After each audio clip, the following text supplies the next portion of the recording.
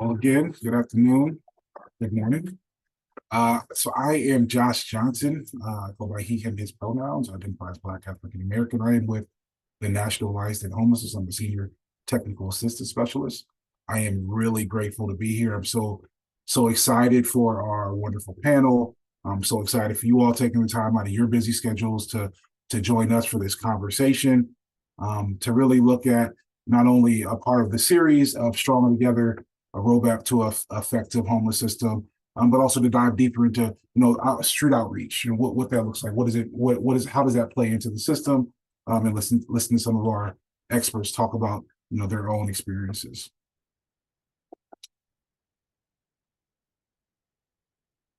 So before I dive deep into that, I just want to let you know we're representing the Alliance. We're a nonprofit organization that is focused on ending homelessness by effective policy analysis and advocacy, by research, by our training and technical assistance, in which I am a part of, all working together to end homelessness.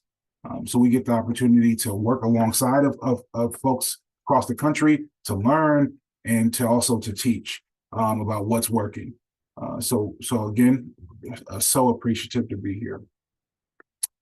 Also, we always want to just make sure that we are creating a space that is inviting for all.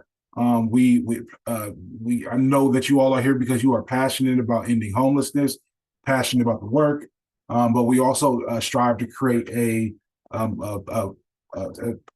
place where there's no discrimination, no abusive behavior or language. So if there is any of that witnessed, you will be removed from our webinar. Or if you are feeling feeling unsafe based off of things that were said, you can notify the Alliance staff on this call. Webinar logistics, just to ask questions, you utilize the Q&A box.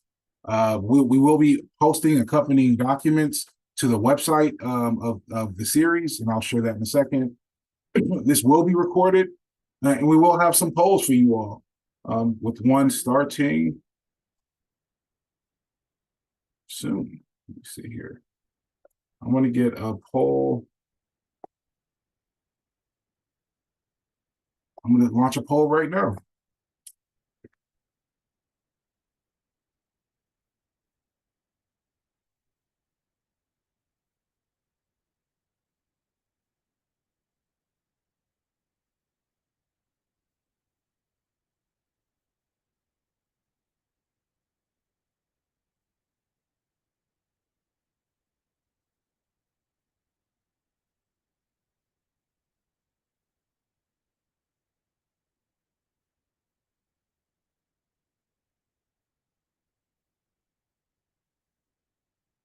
About 35% of the folks on the call have completed the poll. I'll wait to a little higher before I close it, just to see who's all on the call and select all the roles that fit.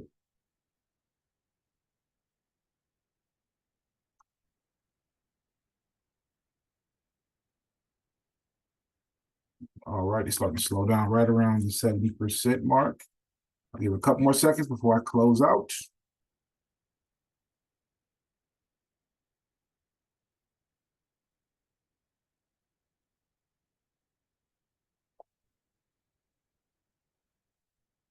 All right. So it looks like about 27% of the folks on the call are outreach case managers, 18 are program managers. We have some rapid housing. We have folks with lived experience joining us. We have emergency shelter providers, COC board members, our collaborative applicant, funders, TA providers, and then 33% are other. Let's see what majority of people are calling from. We have there's New Hampshire, Denver. I'm not going to read all of them because there's a lot of you all here, and you all have done a great job in putting in the chat, but we have some wonderful representation across the country on this call.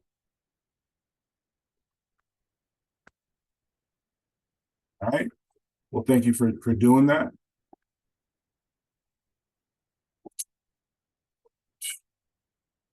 All right, so together, stronger together, a roadmap to an effective homeless system.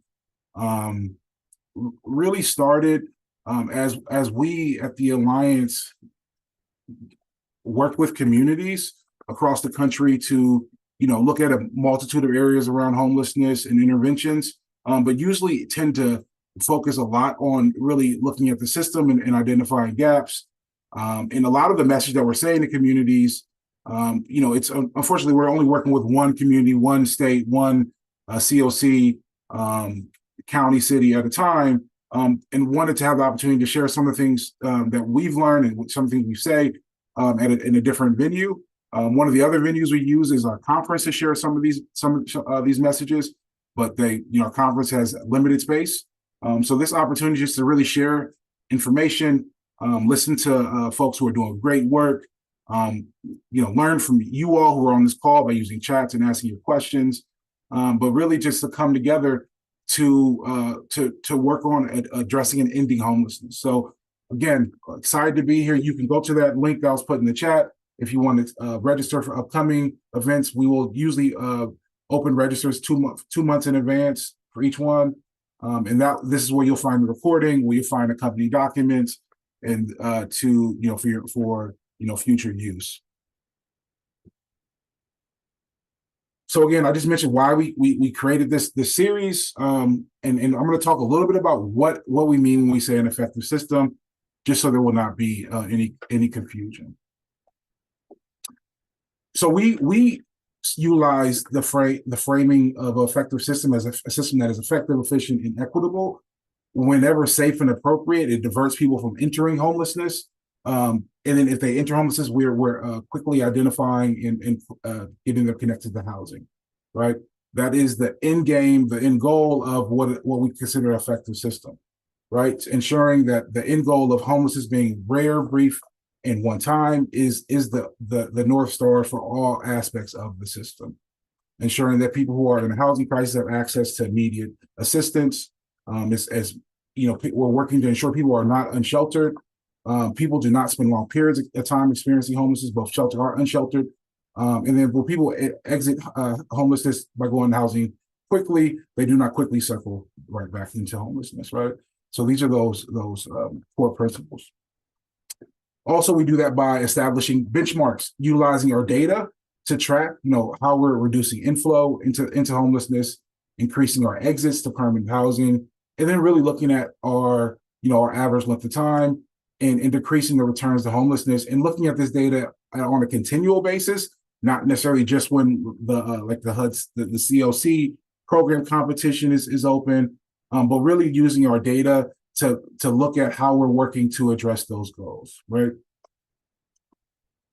And I think also ensuring and encouraging folks within the system that the information that they enter in the HMIS into the data system is being utilized to help inform the work that we're doing, right? I know at my time working in a shelter, HMIS sometimes felt like an extra step, and not understanding why, on top of all the other demanding tasks that comes with working within an emergency shelter, but understanding that it's really there to set benchmarks, set goals, look at the work we're doing. It really helps with understanding how that impacts the larger system. So that means all aspects, all very important aspects of your system, no matter the funding, work together, right? Not every community has all of these interventions. Some have maybe some additional ones, but no matter the part of the system, they all work together to utilize a housing first approach, utilize data-driven decision-making, center equity within all aspects, and are coordinated so that we're not operating against each other, but with each other. So we always like to use that this roundabout as an example of a system, right? Where somebody falls into homelessness, ensuring that we have the interventions and the processes in place to help folks exit out as quickly as possible. But what ends up happening when a system is not, parts of the system are not working together or working to exit folks, we get log jams, we get long wait lists, we get increases in unsheltered homelessness. And these are things that we can look at and reconfigure our system to ensure that we are working connected together, right? With the understanding that how affordable housing is a crisis across this country, everywhere. With the understanding that there are challenges that real challenges that we all have to deal with every day, and we can also work together to utilize the resources and interventions we have to address homelessness systemically. And we know from what work that's happened across other places in the country that it is doable, right? So when we think about our current resources and how we're working together, and if we're not thinking about the overall system flow, that roundabout, we can make a lot of really great interventions, but unfortunately, because they're not either coordinated or they weren't necessarily what the system needed, they don't necessarily fit together or work together. So if we do think about our system and with resource allocation, with how we are coordinated, we can operate more seamlessly. So folks are entering, if folks have to enter the homeless system, or we're able to work together to help exit them quickly.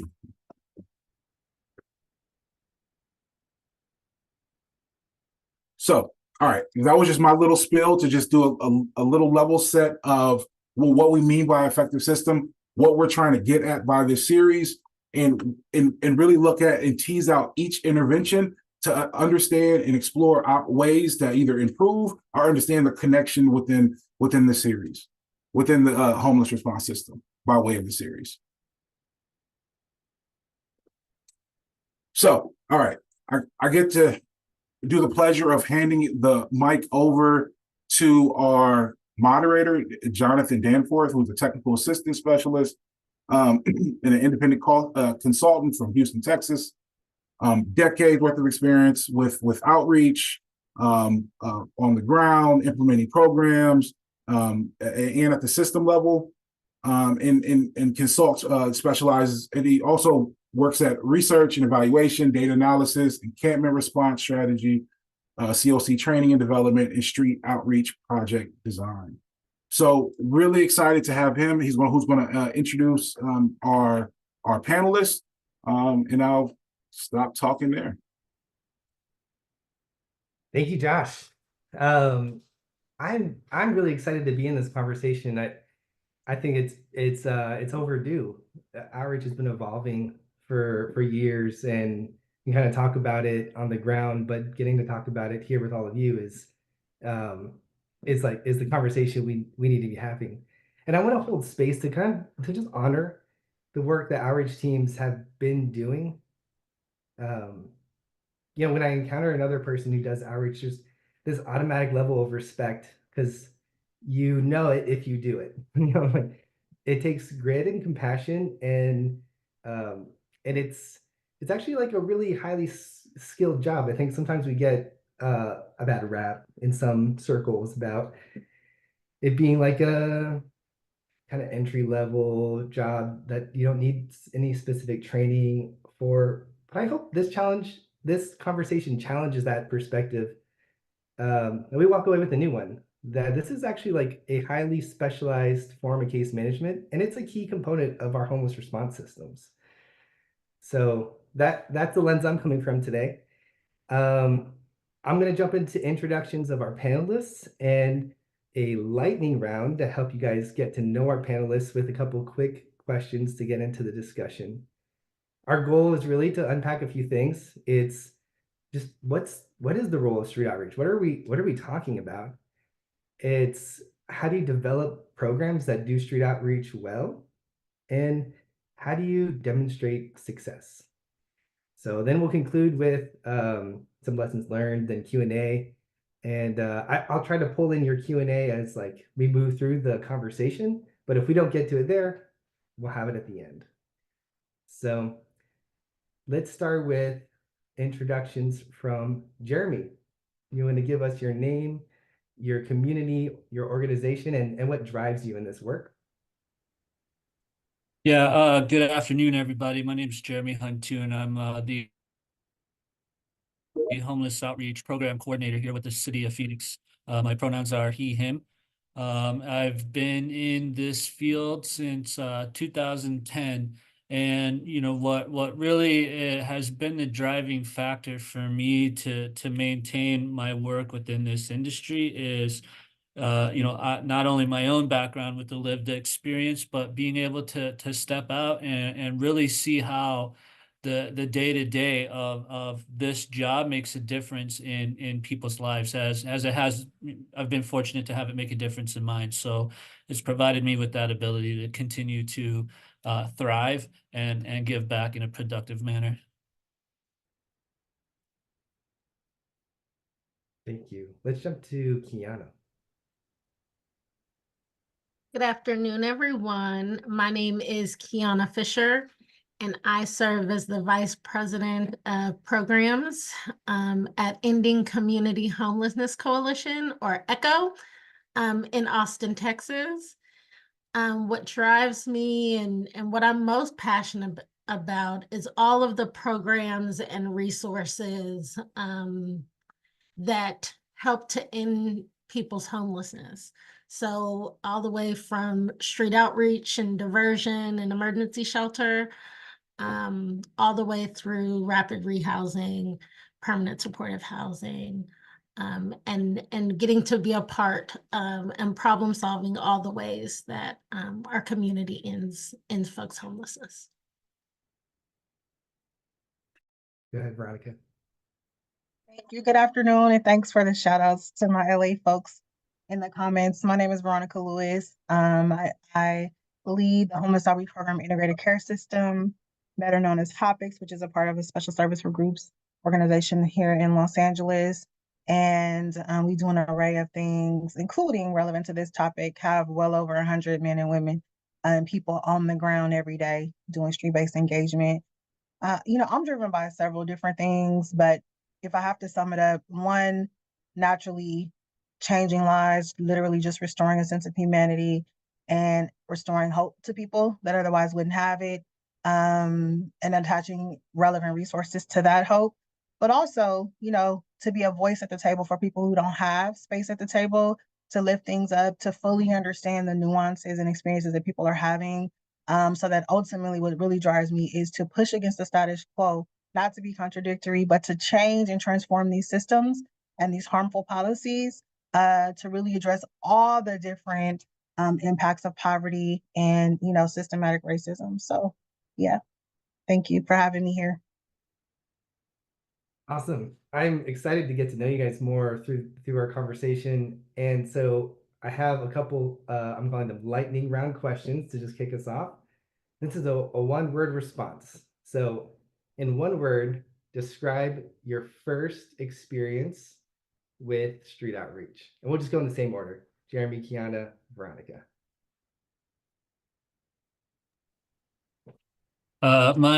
I would have to say that my first outreach experience in one word would have been cautious. Mine was real. Informative. Intimidating. I'll throw myself in there too. And then the next one is, in one word, tell me why you're still doing this work and how long you've been doing it. In one, passion, and coming on 13 years. I'm sorry, I laughed because it cut out. I thought you said cash, right? No, passion. Sorry, not Beautiful. cash. I would say healing. And I have been doing this work for 10 years. Justice. And I've been doing this work for 20 years.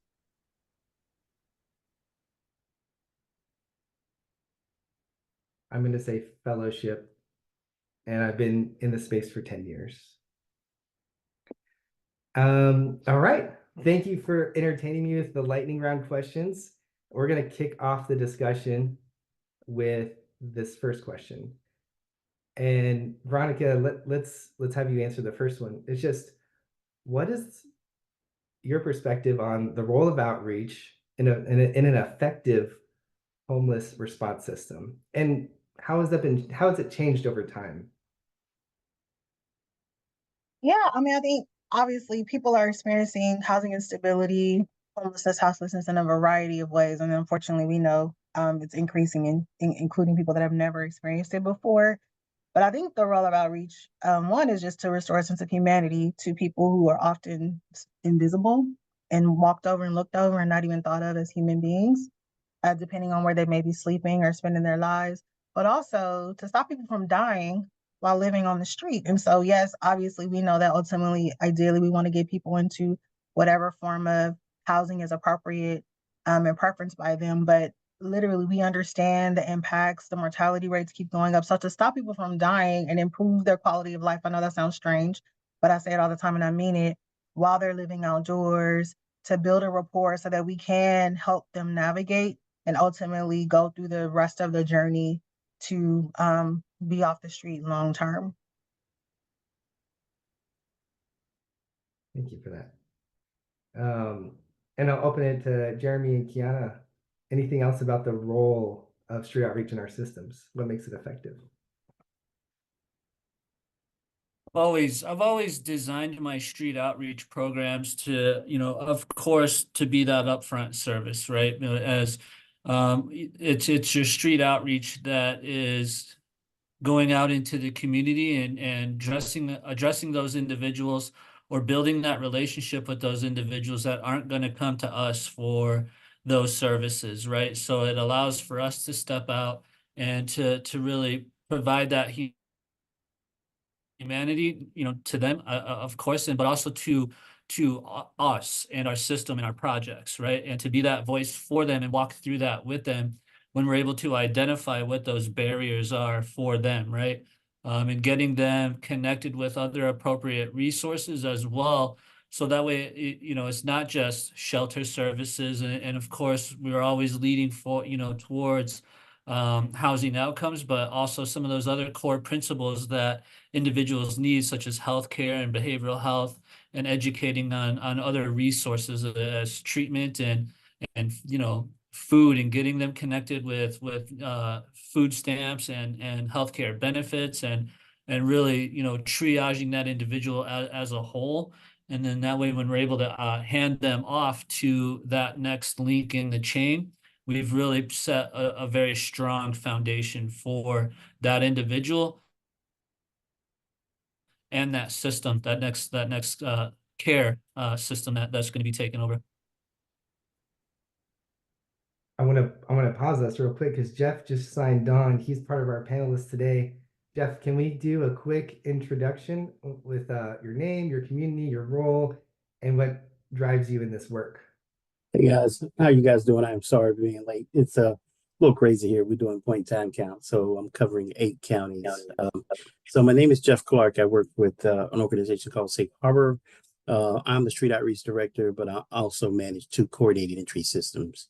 And so I actually work out of 8 to 9 counties, but I cover a 23 county area. So street outreach program, it's gotten pretty aggressive. We manage most all homeless coalitions in this area, as well as I have 2 youth-based programs, one from FISB, actually 3, one from FISB, one that's basically a drop-in center that comes in from promoting safe and stable families. And then I have a sexual risk program also. And so I guess what drives me is my lived experience in this area, as well as just being someone, I've experienced racial inequity most of my life. And then just being a young Black man, I say young, I'm probably older than everybody in this meeting, but just being a young Black man, it gives me another opportunity to give back. And so, and I came from the corporate world into this world, so I do have a passion to make sure that I give back. And I have 3 sons, so that's my other passion too, self-sufficiency. I'm glad you're able to slide in with us today. We'll slide back into the questions and kind of follow up on what Jeremy was saying. Kiana, I know you had something on the tip of your tongue, and I'm wondering, like, could you talk to us about how do you balance this, like this human aspect of street outreach and like what street outreach has kind of always been, and then this like newer component of like well, we're talking about being hyper focused on housing, and there's almost like a kind of technical side that exists in that space. What does that balance look like? Yeah, I think that the balance we're talking about is connecting to people's humanity. So we want to make sure that folks have access to resources to meet their basic needs. We want to, make sure that we're connecting them to life-saving resources and begin the conversation with them or re-engage the conversation with them around connecting or reconnecting to permanent housing. And I think that the only way that you can stand with those two truths or those two responsibilities is to honor the humanity and stay in the present and work with folks where they are, meet them physically where they are, and do so with a curious mind and with that with the understanding that this is one moment in time for them. And if our system is working well, the opportunity for permanent housing and housing stability is not far away.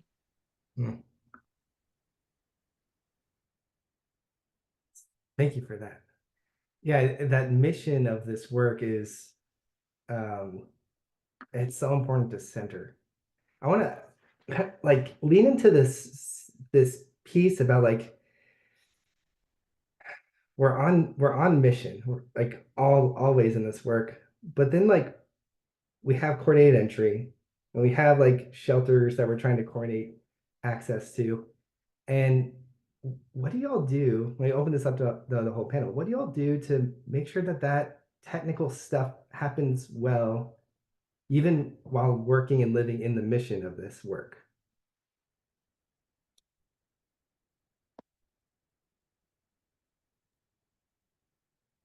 Yeah, so I think, a couple of things. I think even though in many parts of our country, the early iterations of coordinated assessment, coordinated entry are on trial, right? And there's lots of uh, much needed reassessment and reimagining of what our system should look like.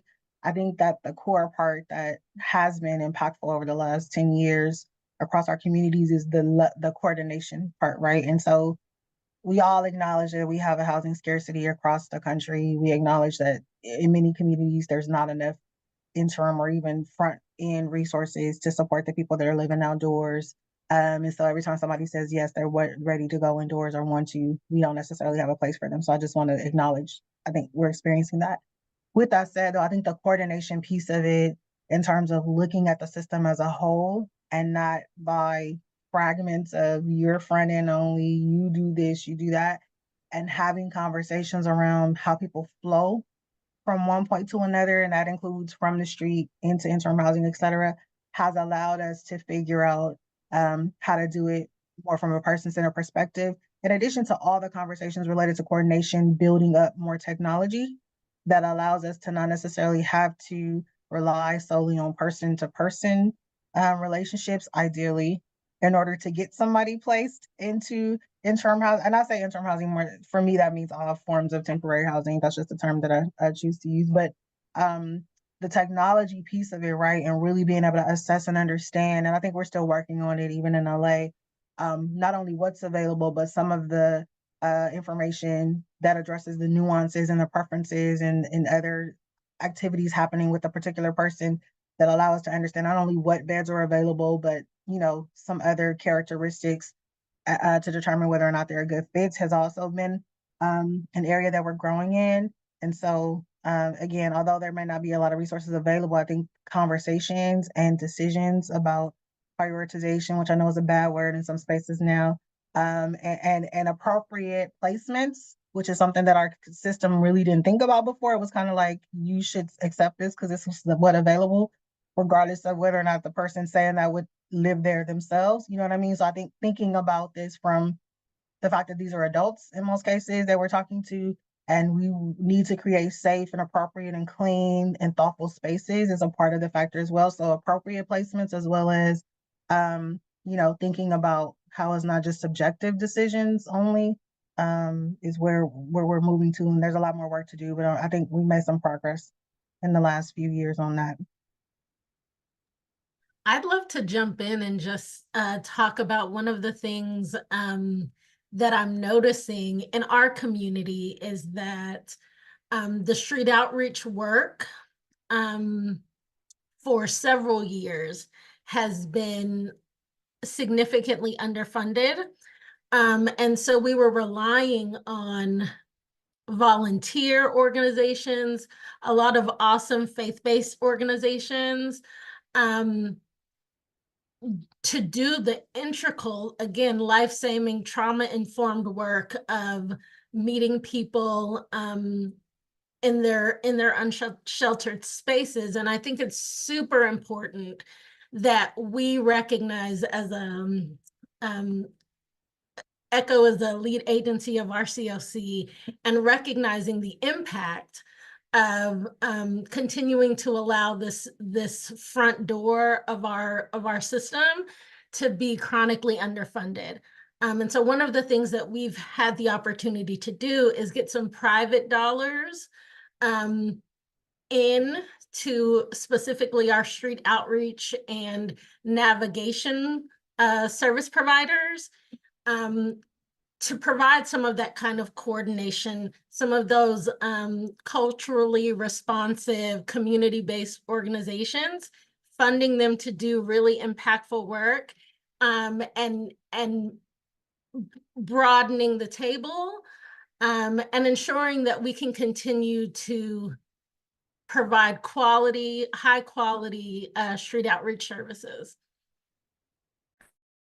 Yeah, if I may add really quick before, if Jeff was going to jump in, I think also what's critically important in terms of the coordination is, and this speaks to even your first question, part of what's happening because of the evolution of outreach, where it was, initially very transactional and not necessarily fully thought out to all of the different varieties of teams we have now, and the coordinated entry system as a whole, is part of what's happening, because it has to, as we recognize people are saying no to the types of available resources there are, is that more in-depth outreach and knowledge and understanding of what people actually need is having an impact on our interim housing systems, right?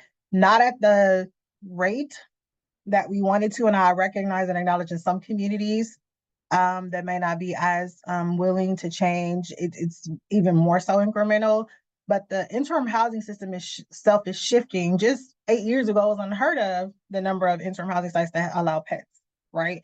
It was unheard of, and the harm reduction, housing first principles, which a lot of communities I know are still grappling with, but having some interim housing and some spaces available to allow people to still engage in the activities that they're comfortable engaging with on the street. So the other piece of it, besides just placement, is we're shifting, however slowly or quickly, depending on the community you're in, the types of interim housing or shelter settings that exist as well, to allow us to actually offer spaces that people are willing to say yes to.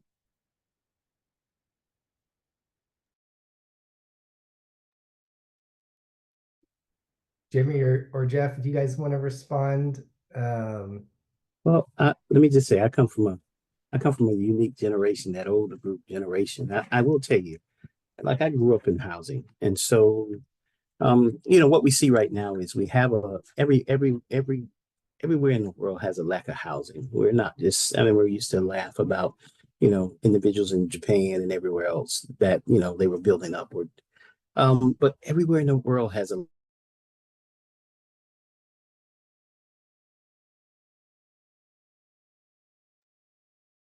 Oh, I think he froze. Am I still froze? Oh, you're back. Keep it going. Okay, yeah. So, we never really thought that we would get into the lack of housing in this community or in these communities, right? Generationally in the past, am I still here?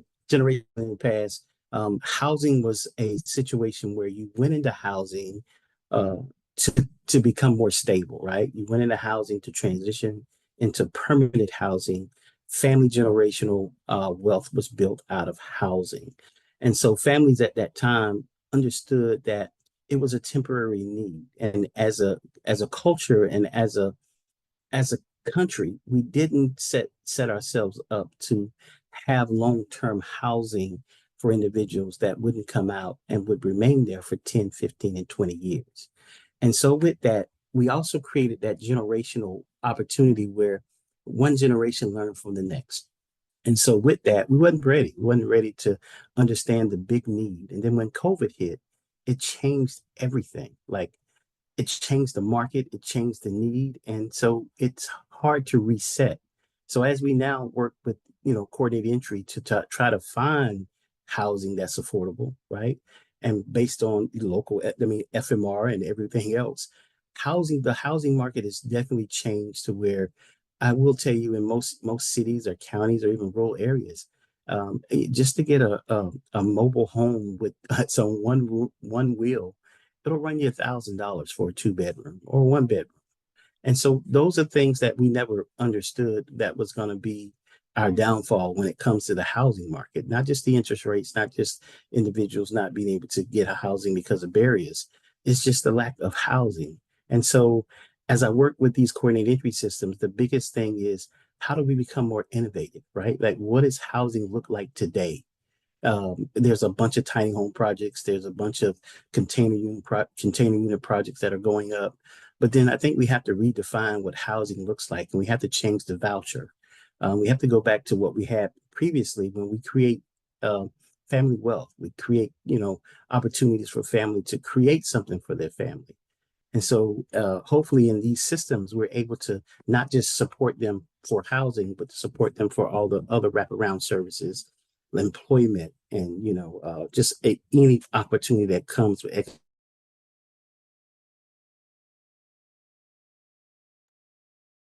We froze again. He might be coming back. I hope so. Jeremy, do you want to continue us on about just where coordinated entry fits into all this and how we use that to move street outreach programs? Yeah, absolutely. There is one thing, that Veronica and Jeff both said, though, that, as we're out in the field and working with individuals to identify services and resources like that, they're willing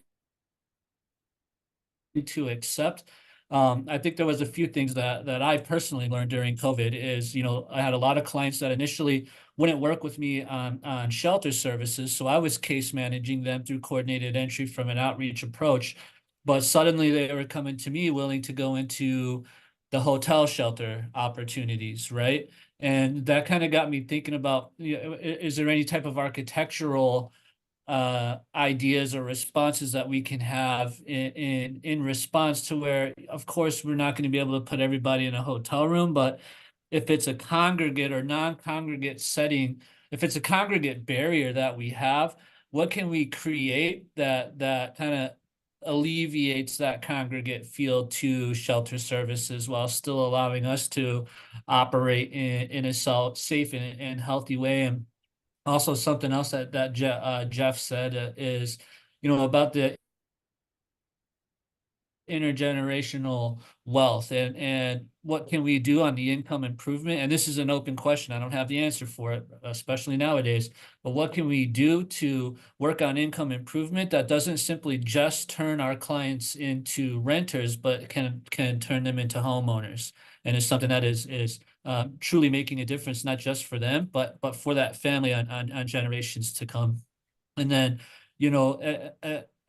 again, to kind of briefly answer that entire question, like on how we ensure our outreach is working with coordinated entry. Of course, we do those housing assessments, but if they're not willing to take that next step into other services, whether that's that shelter, or if I'm unable to identify the next incoming permanent case management project, then it's the role of the case manager, the outreach worker, to continue to have that connection to them until coordinated entry comes along and taps me on the shoulder. So when I'm doing my coordinated entry trainings, I kind of created this little character. It's the coordinated entry fairy, and it comes up and it wands me on the shoulder, because that's kind of what it feels like is I've been selected, and I get to now move this individual into the next phase.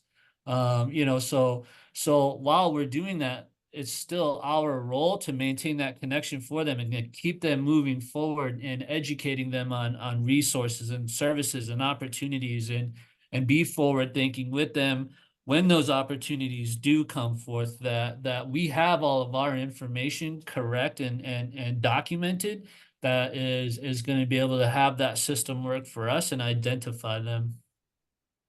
I love your description of just like this is like a spectrum, and there's a lot that happens in the wait time for that fairy dust to land and for the magic housing opportunity to open up, and all of the skills that outreach teams have, uh, those get used in that time. Like this is long-term work, building rapport, getting people's documentation together that maybe it's been estranged for years. So we got a question in the chat that gets at this. We had a chat question that says, outreach workers get discouraged when housing opportunities become scarce or are fully subscribed. What do you see as the posture and primary activities for street outreach who are working with folks who have been homeless for a long time and essentially are just in the waiting game? And just open it up to the group.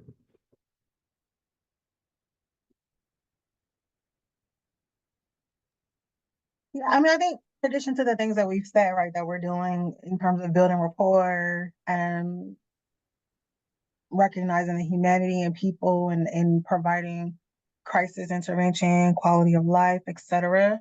I think that although outreach has shifted to housing focused outreach, I think, the main thing we are is honest, right? With the people that we're working with. We are getting creative as creative as we can. If we can create other opportunities, but if not, just continuing to provide basic needs support, continuing to show up, and being honest about timeframes for potential opportunities. I mean, I know that's not the answer people want to hear, but from the perspective of how we keep employees encouraged, we have continued to increase, not just for the outreach teams, but including the outreach teams, the wellness activities, because also people sometimes pass away while waiting for housing. There's all kinds of things that occur, and that the people that are on the street every day working on behalf of our organizations are encountering. And so the other side of it is creating spaces for people to talk about, obviously in a appropriate way, their frustrations, their concerns, their sadness, their jadedness, and continuing to do some wellness related things for our employees. The last thing I would say is, even if you're working for a place and you don't control any of the resources, the other thing that we do, which I think all of us to some extent should do, is a lot of advocacy, right? Continuing to collect the stories and tell the stories of what our employees are encountering and what they're seeing with the participants that we're working with, and advocating. And so while that may not move the needle as fast as we want, I think our employees appreciate the fact that we take back the information, we take back their frustrations and the gaps that they're identifying, the experiences that people are having while waiting for so long to get into some type of housing.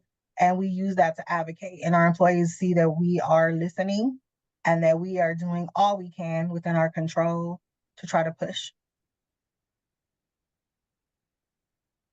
Veronica, I really appreciate that. I think that one of the things that we're grappling with is, how do we redefine success?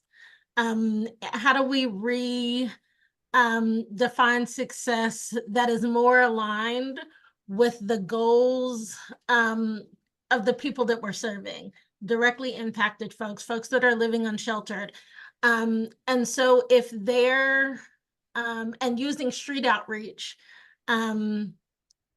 staff and program staff and peers to really utilize that motivational interviewing skills, to engage folks about both the transparency of the gridlock of the system, but also about like what it would look like to self-resolve. What does it look like to um, have some conversations that are utilizing the natural supports that people have? Is there diversion funding or any flexible funding that allows for a permanent housing avenue that's not necessarily just based on the stream into those rapid rehousing and PSH units? And I think that is so important. And I also think that one of the things that one of the reasons why I love the street outreach in our community is because they are building relationships. Because COVID shifted so much of the world and the service delivery of so many agencies, what I saw in our community is that community-based, Black-led organizations really started doing street outreach to help the people in their community, the people that had been displaced by gentrification, by loss of income, all of those pieces. And so they were doing street outreach as a way to engage their folks, to engage their people.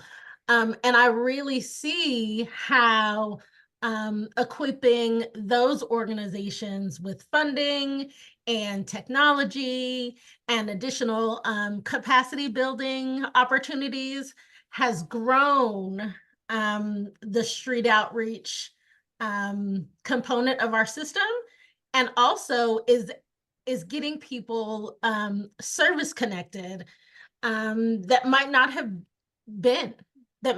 ever been.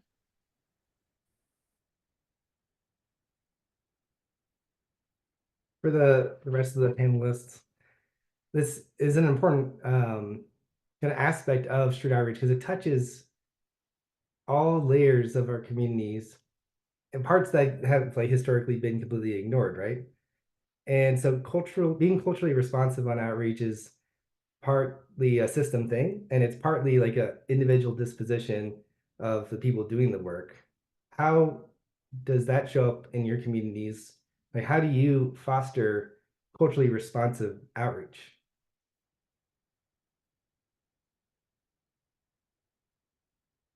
Or do it on an individual basis?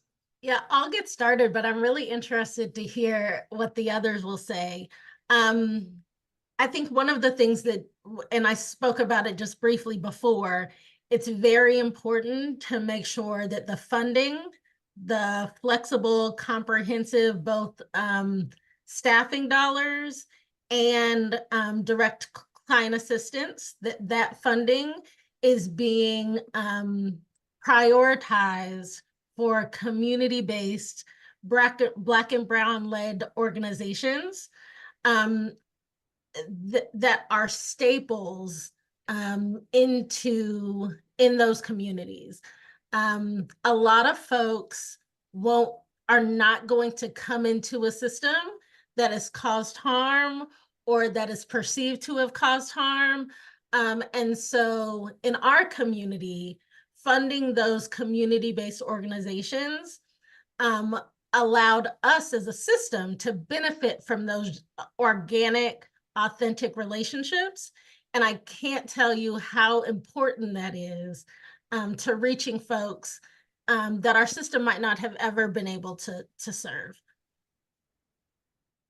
I mean, so our motto is we are the community we serve. That literally manifests itself in every aspect of the work that we do. The founder of our organization 35 years ago was somebody who was living on the streets of Skid Row, who had an idea to actually support people in the way that he knew they would respond because he was experiencing it. So he and 4 or 5 other people walked the streets. So it's in our DNA, and that's one aspect of it, though, right? And so to Kiana's point, besides a reflection of who they are, and people also having a significant amount of lived experience in addition to other professional and academic experiences that lead to their effectiveness engaging people on the street. I think the other piece I want to say a little bit more about the contracting piece, given the significant expansion of outreach. So 10 years ago, we had 2 outreach employees. Right now, I just told you we have over 100. So there's been a lot of expansion, a lot of different specialties brought in. But given that our footprint is a lot larger, we are able also to understand some of the program design, funding, restriction, policies that just don't make sense and don't allow us to serve folks. And so what we've also done and what also has to happen to have a culturally responsive system is that the funders, the COCs, the county departments, city departments have to listen to the provider communities and create opportunities to make the policy and funding restriction shifts that we asked for. And so thankfully, we have been, not just our organization, but many of the other ones that we work with in Los Angeles have been really successful early on because there was this notion, right, and this long held idea of what outreach looked like, which was not many of the things we've described. There was some progress because of conversations, but it still was very narrowly focused. And very shortly after the expansion of the outreach teams, we were able to collectively say, like, this has to shift if you want us to meet the needs of the folks in a culturally appropriate and responsive way. And so that it's not just about who you hire, because sometimes, as we know, many of our employees are frustrated because we feel handcuffed by the policies and practices and the guidelines that govern how we do our work. And some of us ask for grace later and just kind of go outside of it. But if you want to be in compliance, right, it's very limiting. And so I'm grateful that one of the main components of this system work that has really shifted because our funders have listened to us is the outreach work that allows us to do things we would have never done before and truly take a whatever it takes approach to how we support folks. I love it. Love, love, love, love, love, whatever it takes. I'm going to pivot us here. We have 5 minutes left. I want to get a couple of Q&A questions in. And a couple of tough ones slid in. So I want to see what advice we can give to some of these communities. One person dropped into the Q&A and they said, I'm going to summarize. We're having outreach workers or staff that don't bring housing opportunities to the client because they think it's not an appropriate referral for them. What are your thoughts? Does that repeat? I'm sorry. Do you mind repeating that one more time? Yeah, we have staff in the coordinated entry system doing street outreach or working in shelters who get informed of housing opportunities for their clients, but don't bring them forward and present them to their clients because they've decided that it's not a good fit. Is there a place for that? And if so, when? Oh, so coordinated entry systems are, there's an internal piece to every program, right?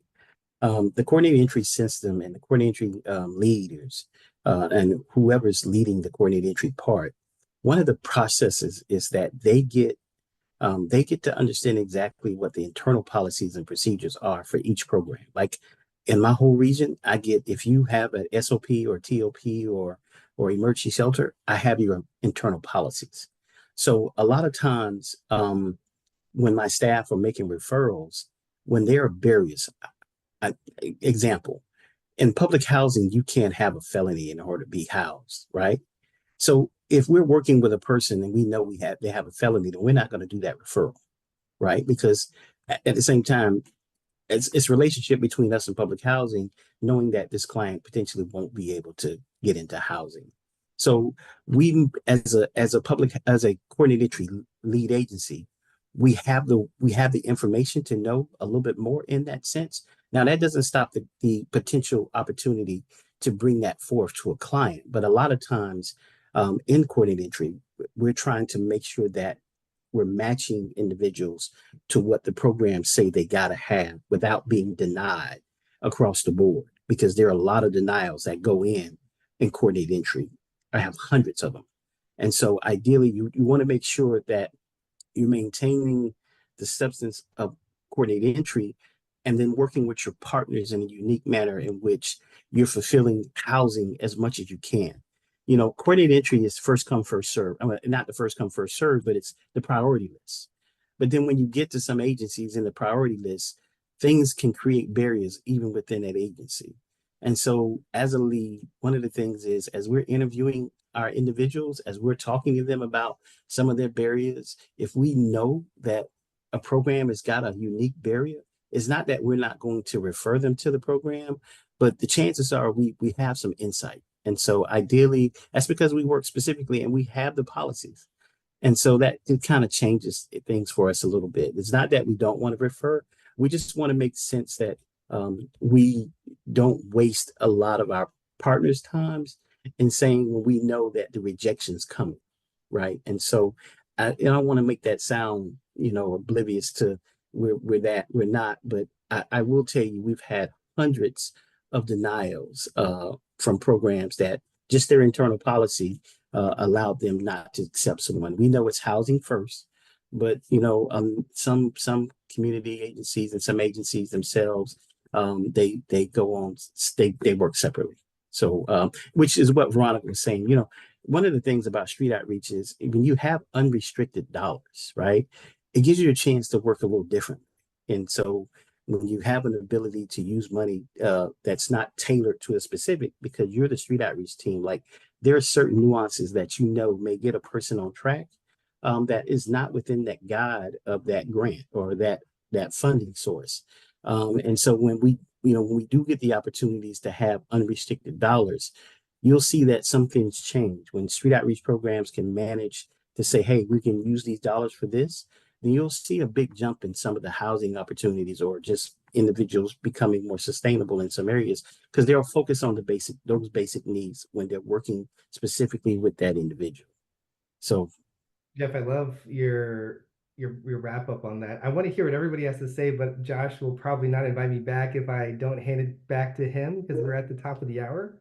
And yet, like the arc of the conversation today covered so much the value of traditional street outreach, the grit that goes into that, the like role of housing and like the tension around like what that actually is like in day-to-day life, and the ongoing effort that it takes to be culturally responsive in a world that's like sometimes feels like it's just pushing down against us in every effort to rehouse and have housing justice. Thank you guys for your time. Thank you, Josh, for having me. Hand it back to you. Thank you, Jonathan. I was going to say we actually have till the half. We have to 4:30 for our time. So if you want to keep going, we definitely can. If folks have to jump off, we totally agree. But we gave ourselves 90 minutes for the conversation. So really, really, really dope conversation so far. And I think this serves as a really good chance to segue. Can you all, Jonathan, I'm going to pass it back to you if that's okay. But I would love to hear about you all, like some of the successes you all have found with really looking at our systems, really making changes to ensure, looking at those the policies, the bureaucracy, and really implementing strategies to expedite folks experiencing unsheltered homelessness into housing quickly. I would love just to hear about some of the wins, some of the things that you all have been able to implement. I'll share, but I'm sorry, quickly have to respond to the other thing because it's so the reason so many communities jumped on the tool, I'll call it 10 years ago, 11 years ago, is because we didn't really have anything that would try to start to minimize the subjectivity and picking and choosing of who people wanted to get resources to. Unfortunately, we went, to the extreme, and now we're coming to the balance. So I think that to the point that Jeff made, obviously people are making decisions. And I would just encourage organizations that are here and leaders to make sure you have some parameters around it though, so that we don't go back to picking and choosing and subjectivity. There has to be a healthy balance. There has to be some guardrails in place, because otherwise it's a slippery slope. I'll say it that way. When people pick and choose what resource they think is great, even when somebody's eligible. But yeah, I would love to share. We have done a number of street to home efforts where at this point, I think it's a total of well over 700 people over the course of the last 3 years have been moved directly from encampments into housing that they say yes to. In some cases, is directly into permanent housing with a lot of resources connected to them. And there was a significant amount of effort and coordination to do that. In other cases, many of you all know have heard of our Inside Safe efforts in Los Angeles that the city of Los Angeles Mayor Bass is doing. Our county of Los Angeles is now doing Pathway to Home, where all the pieces are included, where there's the outreach is paid for, the temporary housing where people have a private room, private restroom is paid for, the rental assistance and all the move-in financial assistance related things are paid for, the intensive case management and supports even to help people transition and stay housed are paid for. And so those are the types of models we've been dreaming about. And I'm really excited for all these years, right? All the pieces. And not all the efforts fund all those pieces, but that is essentially our utopia, where every piece of the work involved, from however long it takes to engage to indoors, is included. And so, yeah, our organization is grateful. The initial Street to Home effort we did, there was no special funding for it. It was at the time during COVID where there was all this money that was attached to us for ESG, added to our rapid housing or time limited subsidy, they call it in Los Angeles now, programs. And we just decided to figure out how to get people off the streets quickly. And now, as I've said, our municipalities and our counties have done that. But so we have some really important examples and critical examples of how housing focused street outreach, when you leverage the resources that you already have, and or when it's fully funded, as I just described, can get people off the street and keep them off of the street. And because the retention rate is pretty high still from the effort that initially started in the fall of 2020. So Austin is not yet there, Veronica, but I am watching that project just take off, and really inspired and motivated. One of the things that we've had success in is utilizing the private dollars that I spoke about before, putting together an intentional Austin street outreach collaborative. And so really funding robust street outreach programs that have both staff and direct service dollars, have a coordinated entry specialist on as part of that outreach team, and a SOAR trained member of that team as well. And so what we've recognized is that we are doing the spectrum. We are doing the basic needs. We are ensuring that people are connected to healthcare when needed, that they have access to food and transportation, and connected to the more clinical or more intensive services that SOAR brings. And so I think that what we have learned is, and we've had this pilot funded for about 2 years, and what we have learned is it is super important, especially in the wake of criminalization, that we are actively engaging folks, that we are going to where they are, and that we are providing culturally responsive outreach services and building those relationships. Because there's often not a lot of difference between what used to be active street outreach and what encampment strategy looks like right now. And so I think that that's one of our challenges. And so we're also trying to figure out, how do we build coalition with our city government? How do we build coalition with those entities that are responsible for encampment sweeps and clearings, and how do we at least have all of the information so that when our street outreach teams are going out into the community, going into the encampments and building relationships, we are being liberated gatekeepers and sharing information that then keeps them safe, and both keeps them safe and access and giving them access to resources and services. So I think that it's really important that we are, as we're making funding decisions, as we're making coalition building decisions, that we're recognizing that where we are right now, at least in Texas, I can speak for Texas, around criminalization has dramatically changed what street outreach looks like. And I think that we have to be able to speak to that. I think that we have to be able to be transparent and honest, and our services have to ensure that people have all the information to make informed decisions, and that's best done when done through a culturally responsive lens. One of the questions that came up in the Q&A had to do with how do folks feel about incorporating law enforcement into street outreach teams? And, you know, in context of the encampment response work that you're talking about, we know there's a lot of that happens either in a coordinated way or in an uncoordinated way.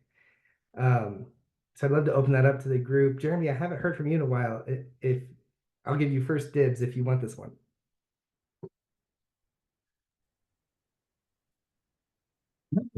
Yeah. So I've always designed my teams to be a resource for PD, not PD as a resource for us, unless there's like any very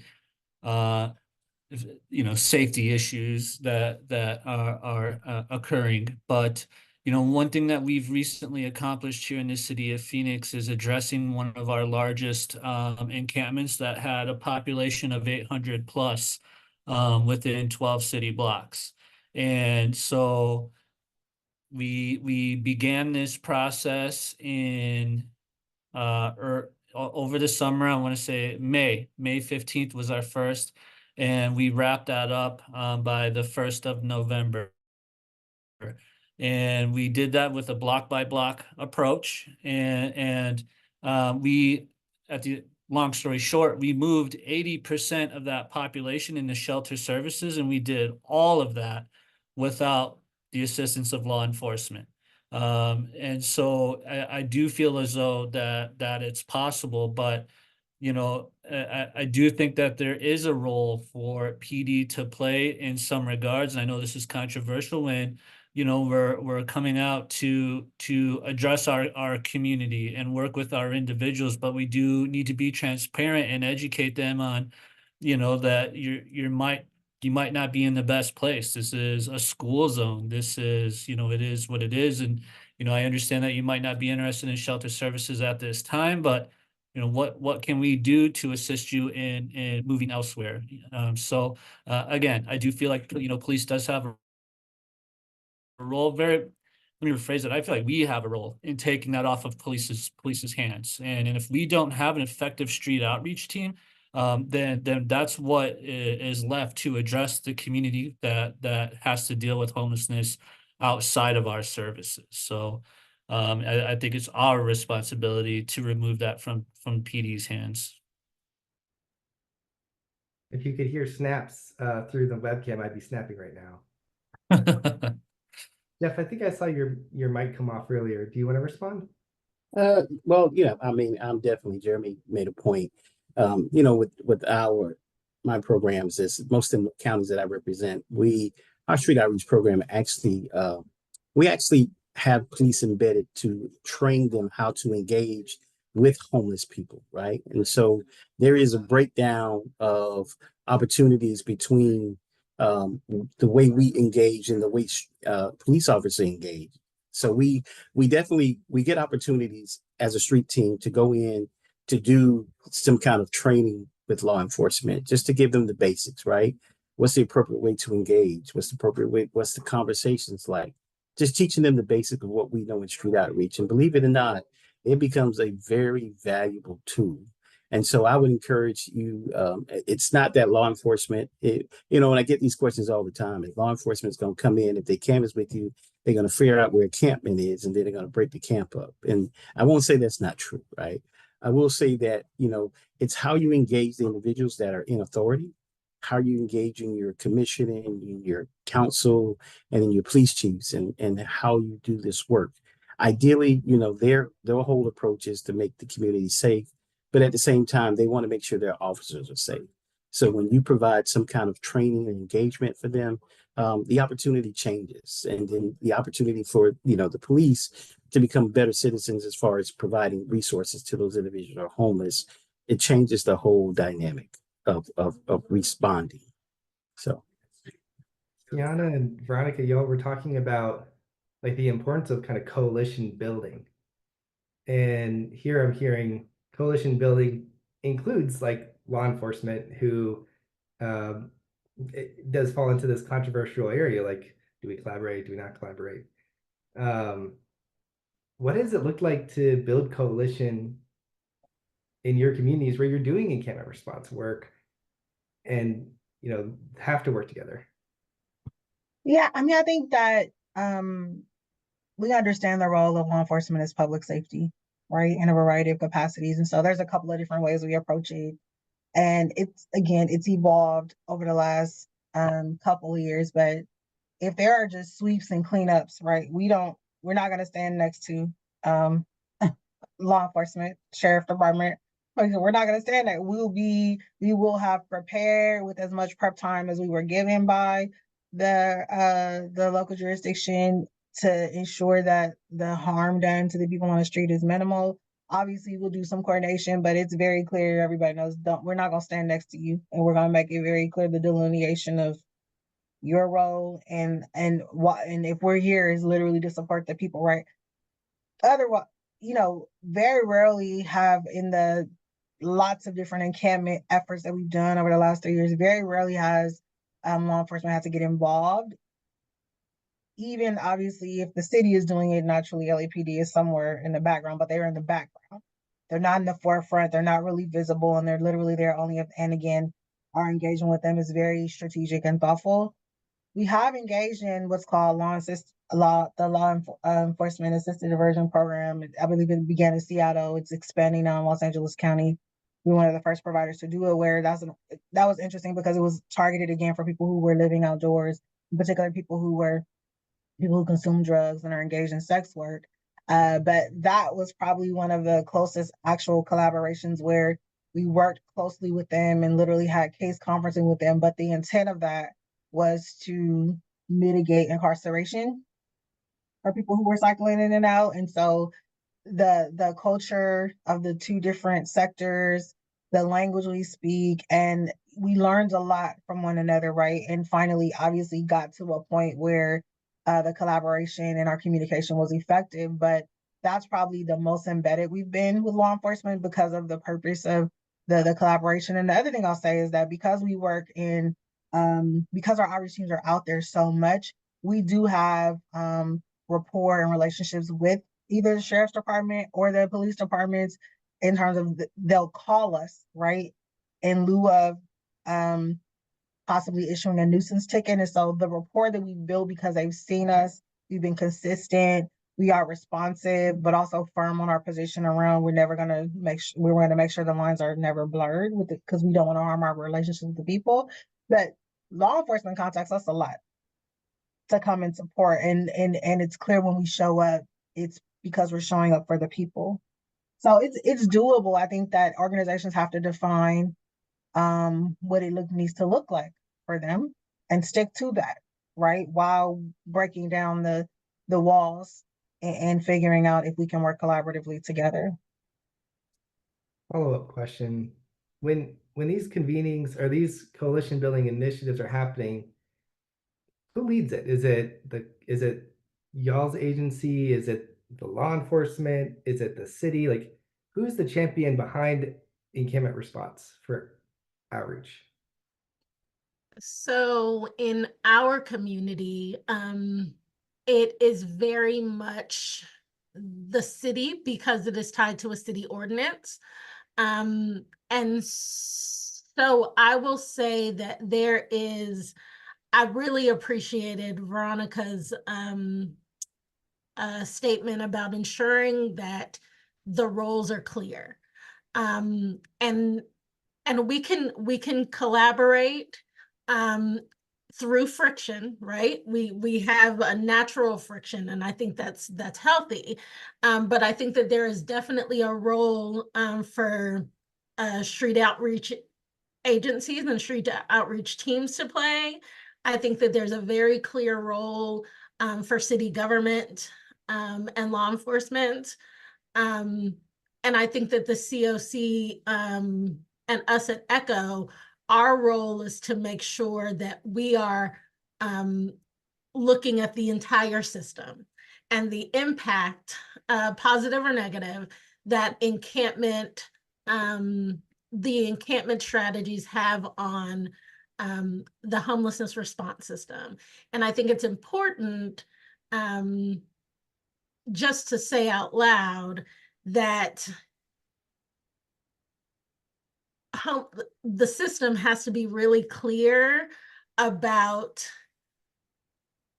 decisions that we're making that are in the best interest of people experiencing homelessness, that that we're making with people experiencing homelessness, and the role that we play in ensuring that laws are followed. I think it's really important and that we know our role.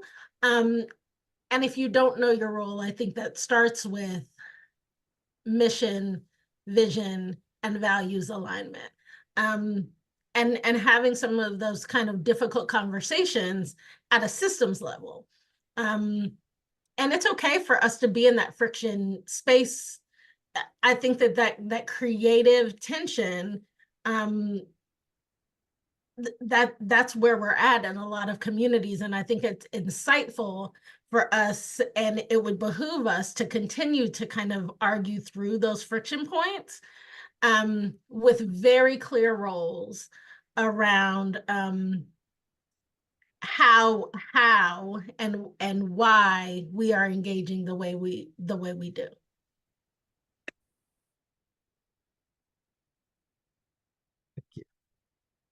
What I'm hearing from y'all is that outreach really is like, it's a system function. There is a fabric of outreach, and it involves relationship, it involves certain skill and ability to work with people and utilize the system. But without a like clear outreach system function within your homeless response system, some of this more complicated and controversial stuff is kind of maybe a little risky to get involved with. So when you're going into planning this kind of like higher level outreach system work, how do you do it in a way that's grounded in equity, that's culturally responsive, that's relevant to the people that we're serving? What's the right way to do this? So let me say, when you say right way, that's a tricky question. Like, in anything you do, there's methods, right? Not all of them work.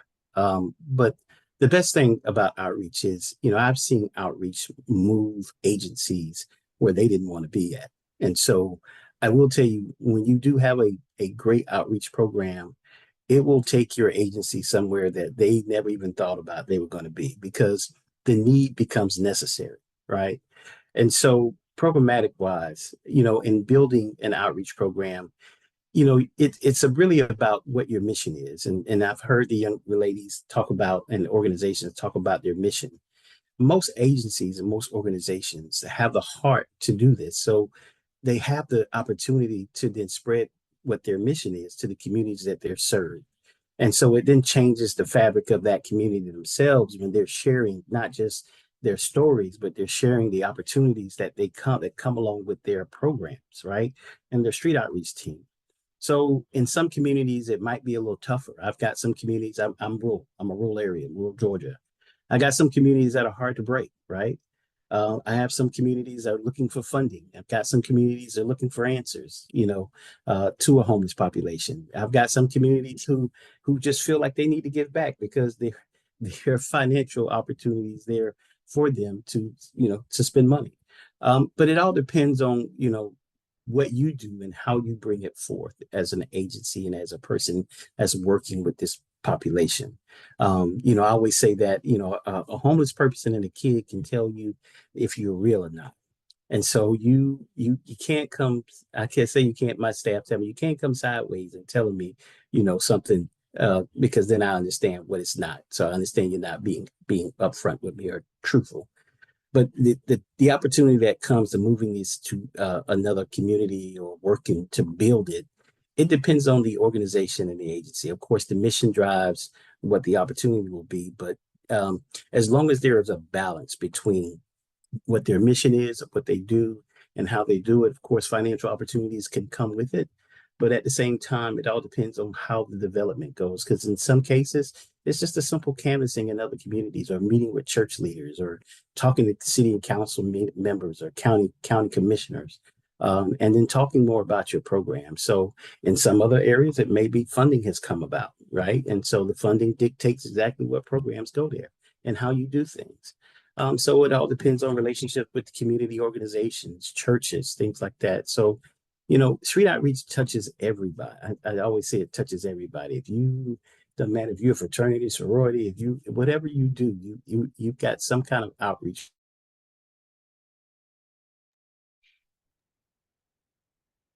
Jeff froze on us. Veronica, do you want to pick it up? I think I spoke at length about our cultural responsiveness, but there was another part to your question that I want to respond to.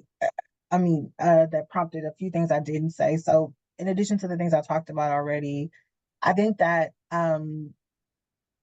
really understanding who is there and what are some of the barriers to engaging some of the folks that are living outdoors, right? So some examples of that is 3 years ago, one of our substance use focused outreach employees, our team was tired of seeing people overdose on the street. They were tired of seeing, and so he began a campaign and got an in-kind donation for us to start. And now we have literally a full-blown department, less than 3 years later, a harm reduction department that many different people have done ride-alongs with. And so what that has done is people that wouldn't even talk to our teams who are out there weekly, who are now giving supplies to, and I know that, people have different opinions, but people that were giving supplies, information, resources to, and even treatment if they're really were interested in that at some point on their journey, engage with us now. So we're able to have the conversations about the housing pieces. They would never talk to us before, right? And it's opened up a whole world. Another example, again, just meeting the needs of the gaps that we're identifying. We have a significant number of Central American immigrants who will not engage with us. And so we found some funding now, trauma for foreign funding to have like traditional healers and other folks that many people in that population will respond to. And so we are, in addition to the things I talked about already, understanding the gaps and doing everything we can, in particular for populations that are seemingly growing within the regions that we're outreaching to and our teams are noticing more of. We're adapting to make sure that we can meet the needs of subgroups that we may not have necessarily identified or encountered before. So we have to be listening to our team members, and as leadership, making decisions and creatively thinking about how to continue to make sure we're culturally responsive to everybody that's encountered, not just linguistically, but in other ways as well. Thank you. This time, it is actually 3 minutes to the end.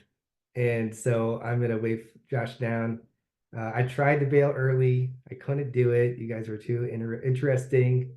But it is actually the end at this time. So, Josh, do you want to take over and do our wrap up? Yes. Can you all hear me? My computer decided to stop working at the end. Yep. You guys were too strong with with your presentation and the words you were sharing. I just want to say that a round of applause for our wonderful panel. What you shared was so dynamic. It's so much to digest. Shout out to the folks, the attendees on the call who had the chat jumping. There was so many comments. One thing I will say before I close this out is that if you are interested in continuing to connect with the folks on the call, just put your email in the chat. We had some people who said they would love to engage. We'll figure out how to create have some type of convening maybe in the future around just folks peer learning. So put your email in the chat if you are interested in that. Again, thank you to our wonderful, dynamic, knowledgeable speakers who shared all, who dropped all the jewels on our 90-minute call. Like we couldn't even let Jonathan jump out early. It was phenomenal. Just thank you to Jonathan for moderating. Really quick, we just wanted to leave you all with just a couple high level core components of outreach, and a lot of it was touched on and during our call today. Just really ensuring system level coordination, ensuring outreach is embedded in coordinated entry, not only about for prioritizing folks for housing interventions, but also accessing available real-time shelter beds. Also exploring housing options, really like using housing focused problem solving as a part of our work.